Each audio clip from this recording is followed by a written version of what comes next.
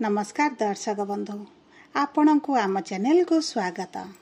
आज भिडटी समस्त मेष राशि व्यक्ति विशेषों बहुत गुरुत्वपूर्ण रही। से आपणकर जदि मेष राशि होता है तेबे एही भिडटी को निश्चित भाव थरे मात्र शेष पर्यंत देखंतु एवं निजर व्यस्त समय मध्यरु मात्र 10 मिनिट समय आपण निज पाई दियंतु एवं जानतु आगकू हेबाकु थिबा विराट परिवर्तन विषय रे। देखंतु दर्शक बंधु दीर्घ दिन परे माने एही जून मासरे मंगल एवं बुध करूछंती परिवर्तन निजर गति रे राशि रे एवं चलन रे, जहा एक बड़ परिवर्तन हेबाकु जाउछि एवं यह बहुत प्रभावशाली परिवर्तन मध्य हेबाकु जाउछि। विशेष भाव में यही दुईटी प्रमुख ग्रहंकर राशि परिवर्तन आपणकर स्वास्थ्य, शिक्षा, प्रेम संपर्क, वैवाहिक जीवन, आपणक पारिवारिक संपर्क, क्यारियर एवं व्यापार वाणिज्य को किभली प्रभावित करिबो, आपणकू शुभ फल देव ना अशुभ फल देव, सेथिपाई आपण भिडियोटी को शेष पर्यंत देखंतु। एबे चलंतु आरंभ करिबा आजिर कार्यक्रम।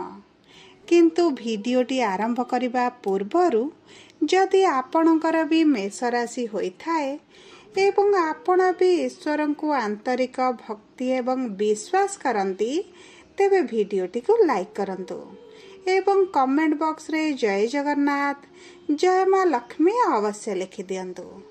ता सहित आपणक मनरे जहाँ भी प्रश्न रही, जहाँ भी द्वंद्व रही, आपण कमेंट बॉक्स रे लिखि जणांतु।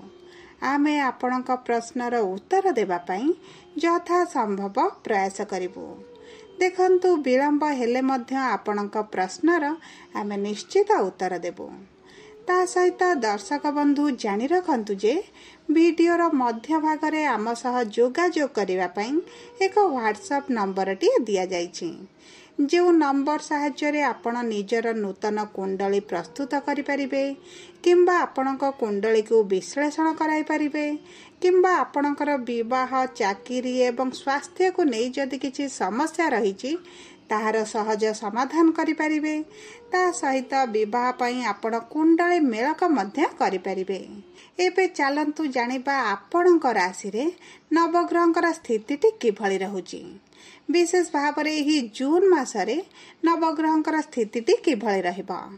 देखंतु आपणकर प्रथम गृह रे शुक्र, द्वितीय गृह रे सूर्य एवं बुध, तृतीय गृह रे देवगुरु बृहस्पति, चतुर्थ गृह रे मंगल, पंचम गृह रे केतु, एकादश गृह रे राहु एवं द्वादश गृह रे शनि विराजमान करिसंती, जहा फल रे सेही गृह गुड़िक अधिक प्रभावित रहिबा। एबे आसंतु सर्वप्रथमे जानिबा आपणकर स्वास्थ्यटी किभली रहिबा।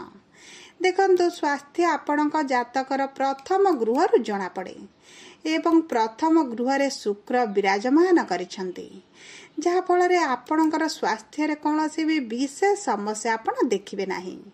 स्वास्थ्य को नहीं जदि आपण पूर्वरु बहुत चिंतित थिले तेबे आपणकर चिंता दूर होई जिवो। आपणक पेटरे जदि किछि समस्या रहितिला, गैस हेउ, डाइजेशन रे समस्या हेउ, स्टोमाक रे समस्या हेउ, तेबे आपण सेथिरु आराम पाइबे। कोनोसी भी गुरुतर रोगरु आपणको आराम मिलिबो। आपणक स्वास्थ्य रे धीरे धीरे उन्नति आपण परिलक्षित करिवे। देखंतु आपण आपणक खाद्य पानीय रे टिके दायित्व नेबे, कारण गुरु आपणकर मोटापा को वृद्धि करि पारंती, चर्बी बढ़िबार संभावना मध्य रही। सेप्रति आपण टिके दायित्ववान नेबे।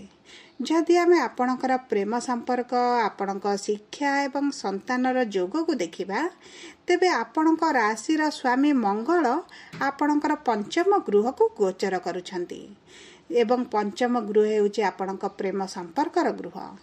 आपणक संपर्क रे थिबा दूरताटी कमी जिवो, जहा द्वारा आपणक मन खुश रहिबो। आपणक प्रेम संपर्क रे निकटतरता पड़िबो। आपण आपणक साथीक सहित सुखद समय अतिबाहित करिवे। आपणको किछि गिफ्ट मध्य मिलि पारे एवं आपणक संपर्क रे बुझामणाटी बढ़ी जिवो, मधुरता मध्य वृद्धि पाइबो। आपणक साथी आपणक निष्पत्ति को सम्मान देबे बुझिबे एवं उभय प्रेम विवाह करबा पई मध्य योजना करि पारंती। देखंतु मंगल चतुर्थ गृह रे कर्कट राशि रे नीच थिले, जहा फल रे आपणक संपर्क रे छोट छोट कथा को नै झगड़ा मनमालिन मतांतरटी बढ़ी जाइथिला। किंतु मंगल जेतेबेले पंचम गृह को आसीबे सूर्यंक राशि रे रहिबे सेतेबेले आपणक संपर्क रे जहा भी समस्या थिला दूर होई जिवो। जदि आमे आपणकर शिक्षा को देखिबा तेबे शिक्षा पाई एही जून मासटी बहुत भल रहिछि। आपणक पंचम गृह बा शिक्षार गृह को आपणक राशि रो स्वामी गोचर करूछंती, जहा फल रे आपण जदि शिक्षा संबंधित जेकोसी निष्पत्ति नेउछंती आपण सेथिरे सुफल पाइबे। आपण कॉम्पिटिटिव एग्जाम दियंतु, प्रतियोगितामूलक परीक्षा रे भाग नियंतु किंबा कोनोसी एंट्रांस इंटरव्यू देउछंती सेथिरे मध्य आपण कृतकार्य हेबे। देखंतु आपणकर जदि मनपसंद कॉलेज रे एडमिशन करबा को चाहुछंती किंबा आपणकर किछि कोर्स करिबारे आग्रह अछि तेबे आपण एहा मध्य करि परिबे एवं एथिरे आपण कृतकार्य मध्य हेबे। जदि आमे आपणकर संतानर जोग को देखिबा तेबे संतानर जोग मध्य आपणक पई भल रहिछि, कारण आपणकर राशि स्वामी जेहेतु संतानर गृह को गोचर करूछंती एवं गुरुंकर दृष्टि मध्य रहुछि, सेति पई आपण संतान प्राप्ति को नैथिबा असुविधा गुड़िक दूर होई जिवो। आपण जो दुख कष्ट पीड़ा रे थिले, आपण जो निराशतार सामना करुथिले, एही सब समस्या आपणकर दूर होई जिवो। आपणकर भाग्य आपणकर साथ देबो। आपण संतान पाई चेष्टा करंतु, डाक्तरंग सह जोगाजोग करंतु, आपण निश्चित कृतकार्य हेबे, संतान सुख प्राप्ति करिवे। जदि आमे आपणकर विवाहर जोग को देखिबा तेबे आपणकर विवाहर जोग सप्तम गृह जना पड़े एवं सप्तम गृहर स्वामी हेउछंती शुक्र, जी आपणक राशि रे अछंती। तेणु करी जेउ सब मेष राशि व्यक्ति माने अविवाहित अछंती, विवाहर योजना रे रहिछंती, सेमानकर विवाह हेबार बहुत अधिक संभावना अछि। पूर्वरु जदि आपणकर विवाह ठीक होई भांगी जाउथिला किंबा विवाह रे विलंब देखुथिले तेबे एही सब समस्या गुड़िक आपणकर दूर होई जिवो। किंतु सबु परे मध्य आपणक जातक रे गुरुंकर अवस्थिति किभଳି रहिछि, गुरु आपणकर विवाहर गृह को दृष्टि देउछंती कि नाही, एही सब अधिक गुरुत्वपूर्ण। सेतिपई आपणक कुंडली को आपण टिके विश्लेषण करांतु, देखंतु आपणक जातक रे विवाहर जोग आसीछि कि नाही बोली। ता सहित जदि आमे आपणक वैवाहिक संपर्क को देखिबा तेबे देखंतु आपणक दाम्पत्य जीवन रे जेउ छोट छोट कथा को नै आपणक स्वामी स्त्री मध्य रे विवाद हेउथिला, मनमालिन चलिथिला, मतांतर चलिथिला, ताहा सब दूर होई जिवो। आपणक साथी ठारू आपणक प्रेमर भावना मध्य वृद्धि पाइब। वैवाहिक संपर्क रे प्रेम रोमांस रो वृद्धि घटिब। आपणक साथी आपणको बुझिबा आरंभ करिवे, एकत्र कौनसी एक स्थान को बुलिबा को जाई पारंती किंबा आपणक साथी ठारू किछि उपहार मध्य पाई पारंती। देखंतु एही जून मासटी आपणक वैवाहिक संपर्क पई बहुत भल रहिछि।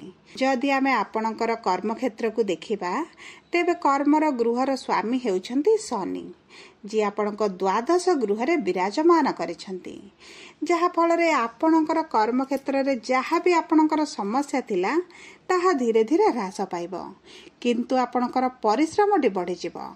आपणक कर्म क्षेत्र रे आपणकर सकारात्मक परिवर्तन आपण देखिबे। दक्ष परिचालना उभय मान सम्मान प्रतिष्ठा को वृद्धि करिवो, किंतु देखंतु आपणकर शत्रु माने मध्य वृद्धि पाइबे, सेति प्रति आपणको टिके दृष्टि देबा को पड़िबो। आपणकर उच्च अधिकारी सहित आपणकर घनिष्ठताटी बढ़ी जिवो, जहा फल रे चाकरी रे पदोन्नति सहित दरमा वृद्धि मध्य होई पारे। आपण विदेश जीवाकु जदि चाहुतिले ता मध्य होई जिवो, कारण शनि आपणक द्वादश गृह रे बसी आपणक विदेश जीवार मध्य संभावनाटी वृद्धि करूछंती। जो माने विदेश रे रहिछंती एवं सेठारे कोनोसी चाकरी करिछंती, व्यवसाय करूछंती, ସେଥିରେ ମଧ୍ୟ ସେମାନଙ୍କ ଇନକମ୍ରେ ବୃଦ୍ଧି ଘଟିବ। ଯଦି ଆମେ ବ୍ୟବସାୟୀମାନଙ୍କୁ ଦେଖିବା ତେବେ ବ୍ୟବସାୟୀମାନଙ୍କର ପରିଶ୍ରମ ଅନୁପାତରେ ଧନ ଆମଦାନୀଟି ବଢ଼ିଯିବ। ବ୍ୟବସାୟରେ ଏବେ ଯେଉଁ ଖରାପ ପରିସ୍ଥିତିଟି ଚାଲିଛି, ଆପଣ ଯେଉଁ ଲସ୍ରେ ଚାଲିଛନ୍ତି, ଯେଉଁ ମାନ୍ଦା ପରିସ୍ଥିତି ଦେଖୁଛନ୍ତି, ସେଥିରେ ସୁଧାର ଆସିବ। କିନ୍ତୁ ଦେଖନ୍ତୁ, ଶନି ହେଉଛନ୍ତି ଧୀର ଗ୍ରହ, ସେଥିପାଇଁ ଆପଣଙ୍କ ପରିବର୍ତ୍ତନଟି ବହୁତ ଧୀର ହେବ, କିନ୍ତୁ ଆପଣଙ୍କ ପରିବର୍ତ୍ତନ ନିଶ୍ଚିତ ଆସିବ। ବ୍ୟବସାୟରେ ଆୟରେ ବୃଦ୍ଧି ଘଟିବ, ନୂତନ ସ୍ରୋତ ମଧ୍ୟ ମିଳିବ। ତା ସହିତ ଆପଣଙ୍କର ପୂର୍ବରୁ ଯେଉଁ କାର୍ଯ୍ୟଟି ଅଟକି ରହିଥିଲା ତାହା ମଧ୍ୟ ସମ୍ପନ୍ନ ହେବ। ଦେଖନ୍ତୁ, ଆପଣଙ୍କର ଶନିଙ୍କର 7.5 ଚାଲିଛି, କିନ୍ତୁ ଆପଣଙ୍କ ଜାତକରେ ଯଦି ଶନି ଭଲ ସ୍ଥିତିରେ ଥିବେ ତେବେ ଏହି 7.5 ଆପଣଙ୍କୁ ବହୁତ ଉଚ୍ଚ ସ୍ତରରେ ନେଇ ପହଞ୍ଚାଇବ।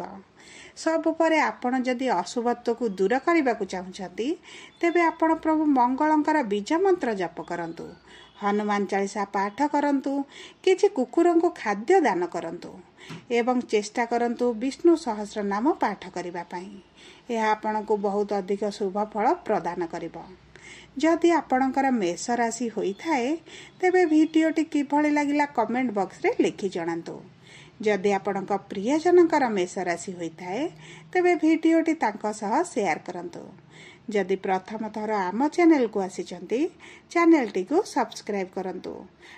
ଯଦି ଆମ ସହ ଯୋଗାଯୋଗ କରିବା ପାଇଁ ଚାହୁଁଛନ୍ତି ତେବେ ଭିଡ଼ିଓରେ ଦିଆଯାଇଥିବା ହ୍ୱାଟ୍ସଆପ୍ ନମ୍ବର ମାଧ୍ୟମରେ ଆମ ସହ ଯୋଗାଯୋଗ କରନ୍ତୁ। ଧନ୍ୟବାଦ।